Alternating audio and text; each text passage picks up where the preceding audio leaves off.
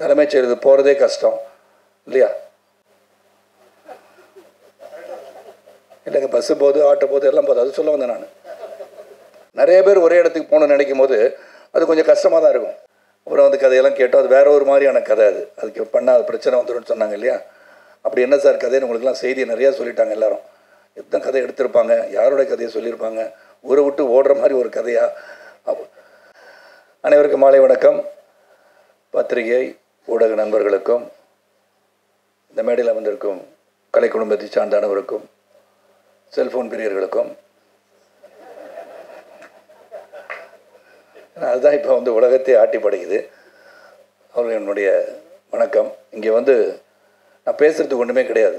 Basically வசந்த பாலன் வந்து சொல்லும்போது ஒரு டோட்டல் இந்த ப்ராஜெக்டை பற்றி மட்டும் இல்லை, அரசியல், வாழ்வியல் இதெல்லாம் ஒன்றா சேர்ந்து அருமையாக சிறப்பாக பேசிட்டார். இதுக்கு நம்ம பேசுகிறதுக்கு ஒன்றுமே கிடையாது.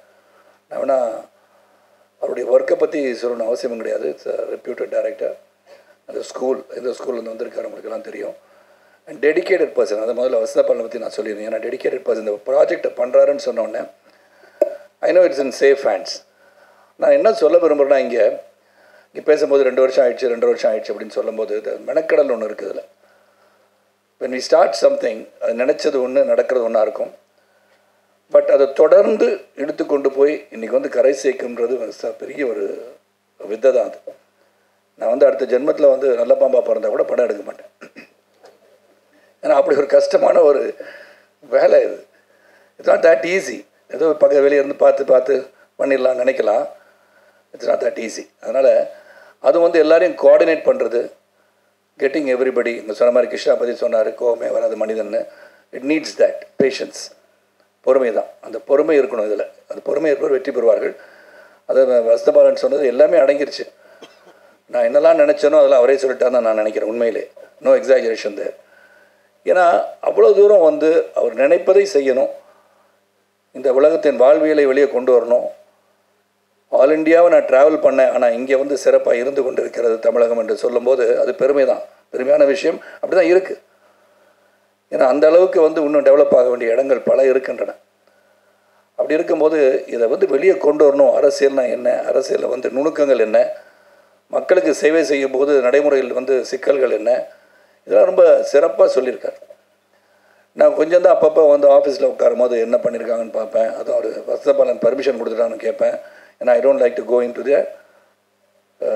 ஸ்பேஸ்ன்னு சொல்லுவேன் என்றைக்குமே. ஏன்னா அவங்க ஒரு கிரியேட்டர். அவங்க என்ன நினச்சி என் ப்ராடக்ட் வரும்போது தான் பார்க்கணும். அதுக்கு முன்னாடி ஏதாச்சும் கருத்து சொல்லிட்டு இருக்கிறதோ அதெல்லாம் தேவையும் கிடையாது. Not for Vasanthabalan. இங்கே ட்ரெய்லர் பார்த்தேன். அதுக்கப்புறம் அஃப்கோர்ஸ் என்ன எடுத்திருக்காங்கன்னு பார்த்துருக்கேன். இதில் வந்து ஐ ஷுட் அப்ரிஷியேட் ஜி. பெரிய தேங்க்ஸ் சொல்லணும்.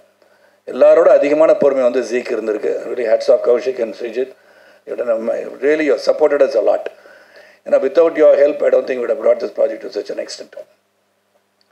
ஏன்னா அந்த மெனக்கடலில் எல்லாருடைய உழைப்பு. இந்த கதைக்களம் வந்து முதல்ல வந்த உடனேயே வசந்தபாலன் சார் வந்து கதையை சொல்லும் போதே, சரத் சார் நீங்கள் தான் சார் நடிக்கிறீங்க அப்படின்ட்டார்.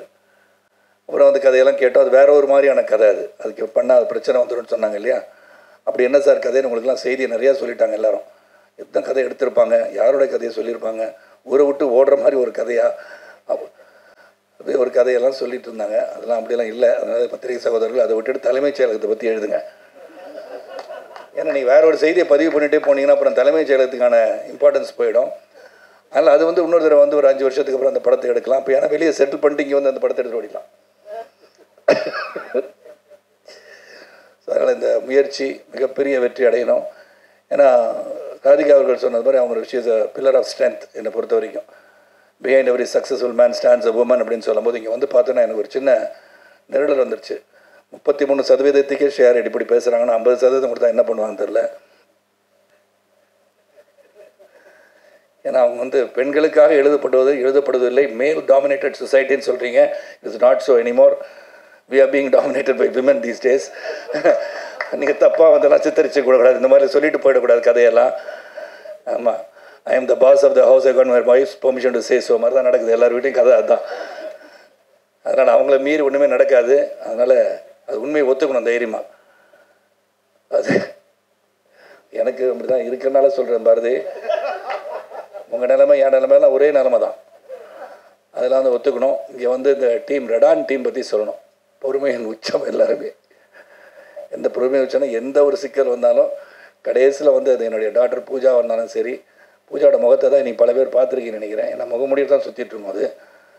அது ஒரு pillar of strength. Subha and Krishna, இந்த என்டையர் டீம் ஆஃப் ரெடான், right from Kaverimani up down, எல்லாருமே ஒரு பல சோதனைகளை சந்திச்சிருக்கோம்.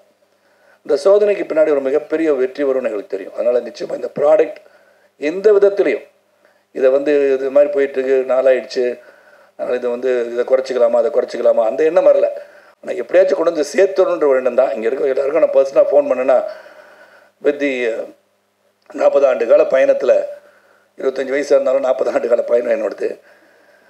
அதனால் இளமையை சொன்னாங்க. அதனால் இந்த பார்த்தீங்கன்னா வசந்தபாலன், எனக்கு வசந்தபாலன் வந்து அந்த படத்தை பார்த்துட்டு அதை ஒன்றும் சொல்லலை, செக்கு கொடுத்தது மட்டும் சொன்னார். ஆனால் தேம்பி அழுதது அவர் சொல்லலை. நான் தத்துரமாக எடுத்திருந்தார் அந்த படத்தை.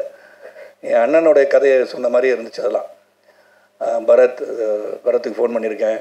ஷேரடி மட்டும் தான் நான் பேசலையே, நான் மேடம் பேசிட்டாங்க. சந்தான் பாரதி பேசிட்டேன். மற்ற ஆதித்யா வேணன் தொல்லை பிடிச்ச ஒரு மனுஷன், அவன் என் ஃப்ரெண்டு தான், அதனால தான் சொல்லிடுறேன். Both of us we talk a lot.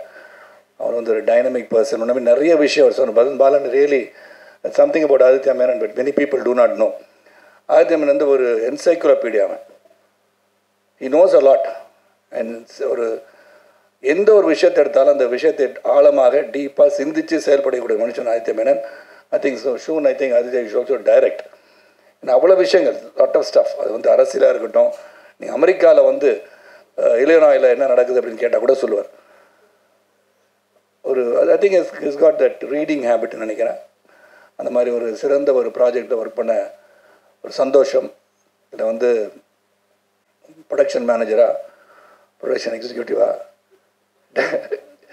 ரெடானோட director ஆப்ரேஷன்ஸாக, finance அட்வைசராக இதெல்லாம் பண்ணது எனக்கு ரொம்ப சந்தோஷம். இது சேலஞ்சிங் தான்.